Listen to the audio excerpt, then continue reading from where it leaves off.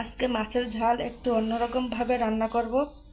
তো এই রেসিপিটা দেখতে হলে বন্ধুরা দেরি না করে একটা লাইক দিয়ে ঝটপট করে রেসিপিটা দেখে নিন। নমস্কার বন্ধুরা, নিপাস কিচেন অ্যান্ড ব্লগে সবাইকে স্বাগতম। আজকে আমি মাছের ঝাল করে দেখাবো একটু অন্যরকম ভাবে। আজকে আমি যেভাবে দেখাবো আপনারা যে কোনো মাছ এইভাবেই ঝাল রান্না করতে পারবেন। তো আজকে আমি নিয়েছি এখানে পাঙ্গাস মাছ 5 পিস নিয়েছি। হলুদ গুঁড়ো দিয়ে দেবো, পরিমাণ মতো লবণ, মাছটা মেখে নেব। মাছটা মেখে নিয়েছি। তো এখন যে সকল বন্ধুরা চ্যানেলটিকে সাবস্ক্রাইব করেননি, চ্যানেলটিকে সাবস্ক্রাইব করার অনুরোধ রইল। আর কমেন্ট করে জানাবেন রান্নাটি আপনাদের কাছে কেমন লাগলো। আপনাদের কমেন্টের আশায় থাকি। যে সকল বন্ধুরা কমেন্ট করেন, কমেন্টগুলো পড়তে খুবই ভালো লাগে, তাদেরকে অসংখ্য ধন্যবাদ এইভাবে পাশে থাকার জন্য। তো মাছের গায়ে তো লবণ হলুদ মাখানো হয়ে গেছে। আর এই মাছ রান্নার জন্য আমি যে সকল মশলা নিয়েছি, এখানে নিয়েছি পেঁয়াজ কুচি, আদা, রসুন, গোটা জিরা আর শুকনো মরিচ একসাথে আমি বেটে নেব। আর এখানে আমি পেঁয়াজের পাপড়িগুলো এভাবে নিয়েছি, পরে রান্নার কাজে লাগবে। সরষের তেল দিয়ে দেব। তেলটা গরম হয়ে গেছে, এখন মাছটা দিয়ে দেব।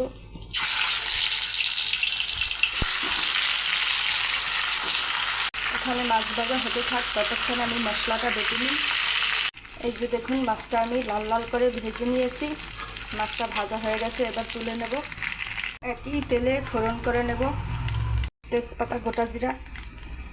এবার বেটে রাখা মশলাটা দিয়ে দেব।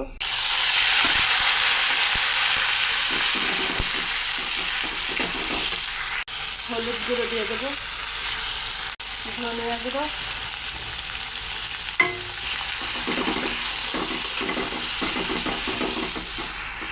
লবণ দিয়ে দেব, অল্প একটু জল দিয়ে দেব। মশলাটাকে ভালো করে কষিয়ে নেব।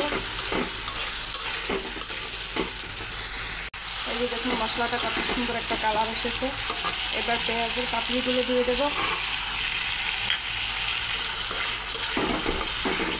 পেঁয়াজের পাপড়িগুলো দিয়ে ভালো করে কষিয়ে নেব। ঢাকনা দিয়ে ঢেকে দেব।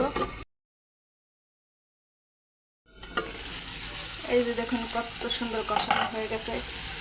পাপড়িগুলো নরম হয়ে গেছে আর মশলাটাও কষানো হয়ে গেছে।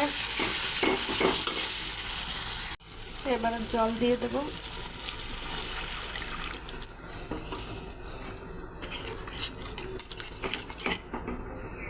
মাছের ঝালের জন্য এখানে জিরা, এলাচ, ধনিয়া এগুলিকে শুকনো তেলে গুঁড়ো করে নেব। ঝোলটা ফুটে গেছে, এখন ভেজে রাখা মাছ দিয়ে দেব।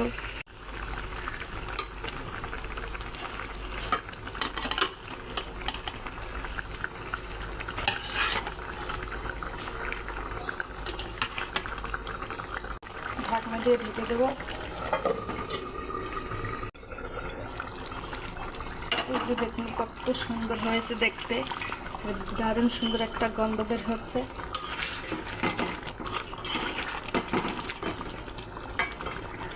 এবার উপর দিয়ে ভাজা মশলাটা দিয়ে দেব।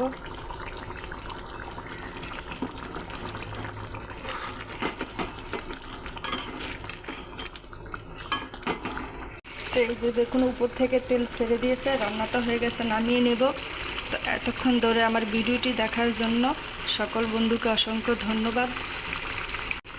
আবারও বলছি, কেমন লাগলো রান্নাটি অবশ্যই কমেন্ট করে জানাবেন। আপনাদের কমেন্টের অপেক্ষায় থাকি। কমেন্টগুলো করতে খুবই ভালো লাগে। তার পারলে একটা লাইক শেয়ার করে দিবেন। এই যে দেখুন বন্ধুরা, কতটা লোভনীয় হয়েছে। তো এই লোভনীয় রেসিপিটা মিস করতে না চাইলে আপনারা একবার হলো ট্রাই করে দেখুন, দারুণ খেতে হয়। তো আবারও সকল বন্ধুকে অসংখ্য ধন্যবাদ জানিয়ে এখানেই শেষ করছি। আবার ফিরে আসবো নতুন একটা ভিডিও নিয়ে। ততক্ষণ বন্ধুরা আমার সঙ্গে থাকুন। তো সবাই ভালো থাকুন, সুস্থ থাকুন। নমস্কার।